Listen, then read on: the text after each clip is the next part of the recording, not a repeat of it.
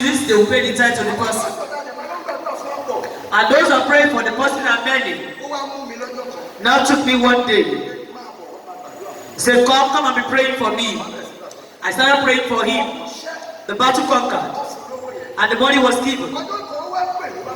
One day he called the man of God to his office. He said, told him that I had a covenant with God that somebody is owing him 100,000 in those days.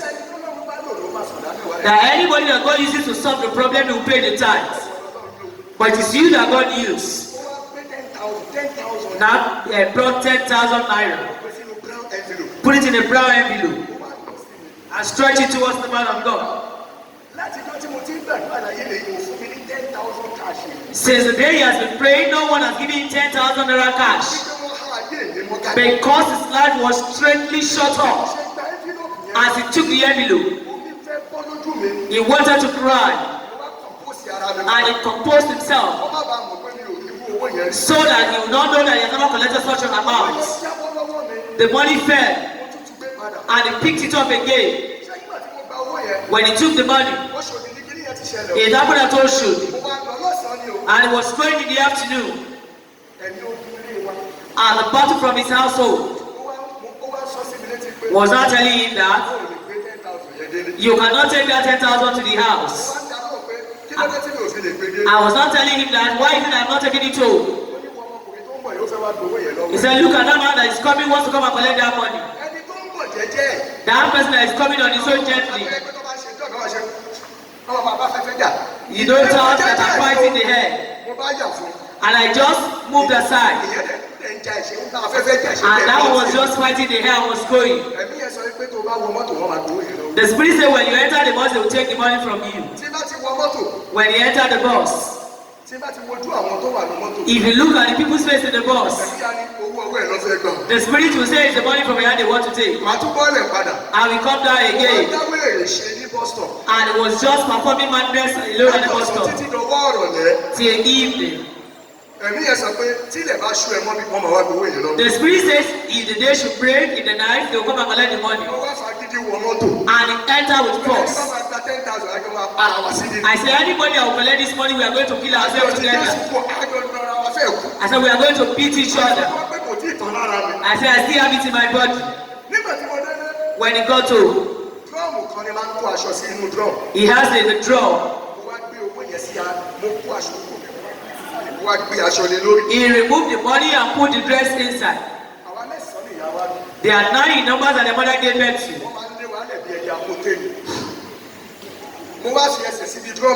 And he used his leg to guide the drum and slept up.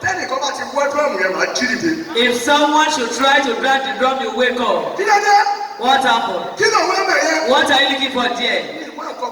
Say, I'm not looking for anything. Did you keep anything there? I said, not keep anything. I said, don't you know the way you drag it is touching my leg? Because of 10,000 naira. I decree. In the name of Jesus. In the name of Jesus. In the name of Jesus.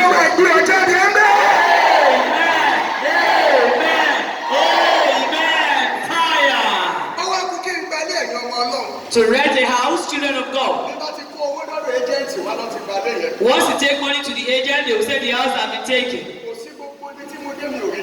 Everywhere you go to no house to be rented. And he met with one prophet. And he explained his case to him. And he told him that if this battle will come back, it does not even cost you fasting and prayer. Go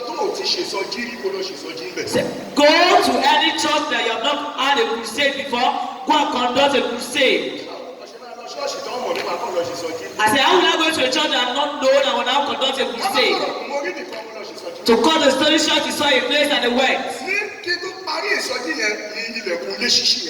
Before he finished the crusade, they are down to a house open.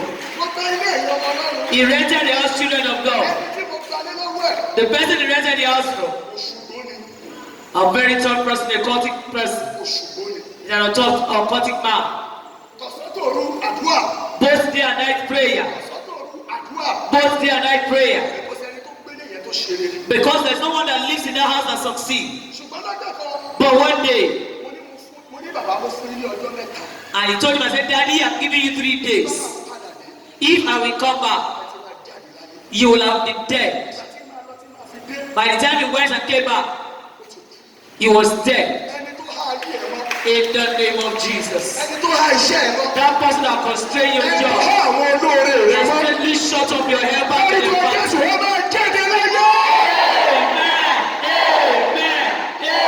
Amen. In Jesus' name. Fire. When your life is strangely shut up, we want to go into prayer, children of God. Let me just give you 3 way out. If you are going to be from where you are being strangely shut up to, you will either be a friend of God or a child of God. God does not avenge for him that is not his child or his friend. Not that you finish prayer, you still go to an herbalist. And that is not the way prayer is answered. If you want to take prayer seriously, take it seriously. From Monday, he has not slept in his house. From one revival to another. From here, he's going to revival again. You will pray till your life will be good. When my life will come out from where it is pregnant, shut up. 3 places he became a landlord in this Lagos. You must pray a prevailing prayer. You must not permit them to straightly shut up your life. Your life is better than where you are. Your job is better than where you place it. You don't have friends now. You have friends of situation. Yes, you have the friends of the kind of position you are now. Your friends are in Lekki, Ajam, and Godo, London.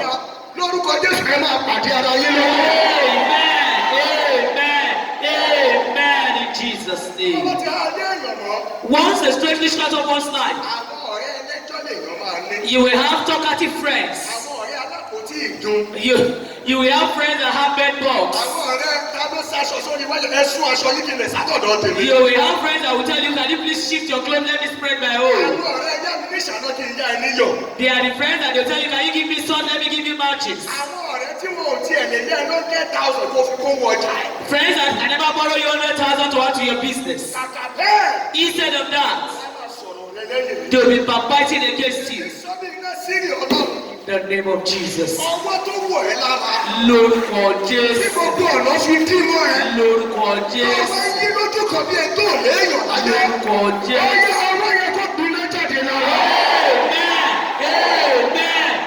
Amen. In Jesus' name. The second one. When it is time, you will walk up and down 6 times. The Bible said they rounded it for 7 days. We will not do 7 days because we have Jesus.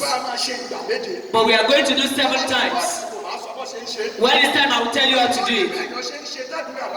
There is a way you do that the prayer is answered. There are some prayers they will not answer the way you are doing. The Bible says you are fighting us as if you are beating the head. The third one, you will cry out loud. You will shout 7 times. The Bible says they should make a noise. Because that battle is not yours, it's of the Lord. That wall of Jericho.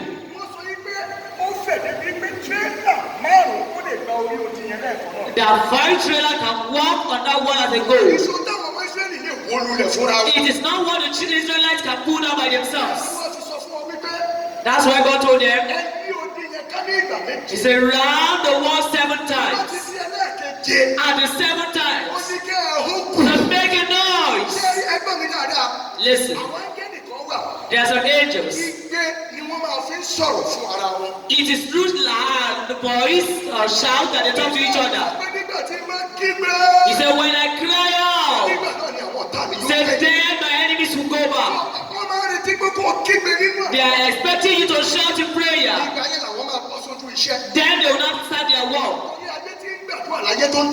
It is a life that prays that progresses. There is not too much of prayer. It is too much of prayer that brings lots of blessings. You have to pray to the extent that people will know that you have prayed. Stand to your feet. I want to be prepared tonight. At this front, I saw our host of heavens. They are going and coming. They are going and coming. You will join them by faith. All those of you that have gone to the boys' quarter at the back, or you have gone to lay under the wrapper of your wife. I don't see where men used to be at the back of women. Where we want to be free. And it's